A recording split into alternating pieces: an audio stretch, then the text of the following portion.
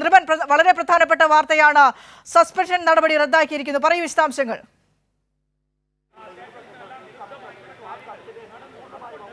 Vinisha, suspension നടപടി റദ്ദാക്കണമെന്ന പ്രമേയം ഇടത് അംഗങ്ങൾ ഇന്നത്തെ സിൻഡിക്കേറ്റ് യോഗത്തിൽ അവതരിപ്പിച്ചു. ആ യോഗത്തിൽ രജിസ്ട്രാർ KS അനിൽകുമാറിന്റെ സസ്പെൻഷൻ റദ്ദാക്കണമെന്നതാണ് പ്രമേയം.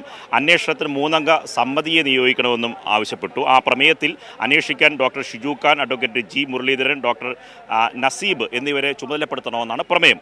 ആ പ്രമേയത്തിലെ ചർച്ച ഇപ്പോഴും തുടരുകയാണ്. ഇടതംഗങ്ങൾ ഈ പ്രമേയം അവതരിപ്പിച്ചുകൊണ്ട് ചർച്ച ഇപ്പോഴും തുടരുകയാണ്. ഈ ചർച്ചകൾ പൂർത്തിയാക്കി ഭൂരിപക്ഷം വോട്ടെടുപ്പ് പൂർത്തിയാക്കിയാൽ മാത്രമേ ഈ പ്രമേയം പാസ്സാകുകയുള്ളൂ. പ്രമേയം പാസ്സാക്കി കഴിഞ്ഞാൽ ഈ രജിസ്ട്രാറുടെ നടപടി, സസ്പെൻഷൻ നടപടി റദ്ദാക്കി എന്ന് നമുക്ക് പ്രേക്ഷകർക്ക് മുന്നിൽ പങ്കുവയ്ക്കാൻ കഴിയും.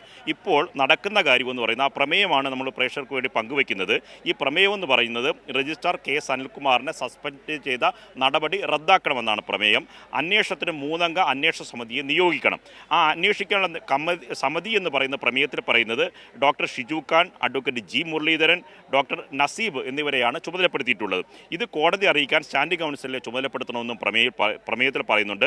അത് അറിയിക്കാൻ രജിസ്ട്രാർ ഇൻചാർജിനെ ചുമതലപ്പെടുത്തുകയും വേണമെന്നാണ് പ്രമേയം. ഈ പ്രമേയത്തിൻ്റെ അടിസ്ഥാനത്തിൽ ഭൂരിപക്ഷം അംഗങ്ങൾ, ഇപ്പോൾ 17 ഇടത് അംഗങ്ങളും 1 UDF അംഗങ്ങളും ഇന്നത്തെ ഈ സിൻഡിക്കേറ്റ് യോഗത്തിൽ പങ്കെടുക്കുന്നുണ്ട്. ഭൂരിപക്ഷം സിൻഡിക്കേറ്റ് അംഗങ്ങളുടെ ആവശ്യം ഈ പ്രമേയത്തിലെ ആവശ്യമാണ്. അതുകൊണ്ട് സ്വാഭാവികമായി രജിസ്ട്രാറുടെ സസ്പെൻഷൻ നടപടി പിൻവലിക്കണം എന്ന പ്രമേയം വോട്ടിനിട്ട് പാസ്സായാൽ രജിസ്ട്രാറുടെ സസ്പെൻഷൻ നടപടി പിൻവലിച്ചു എന്ന് പറയാം. ഇപ്പോഴും ആ പ്രമേയത്തിലെ ചർച്ച തുടരുകയാണ്. വിനിഷ.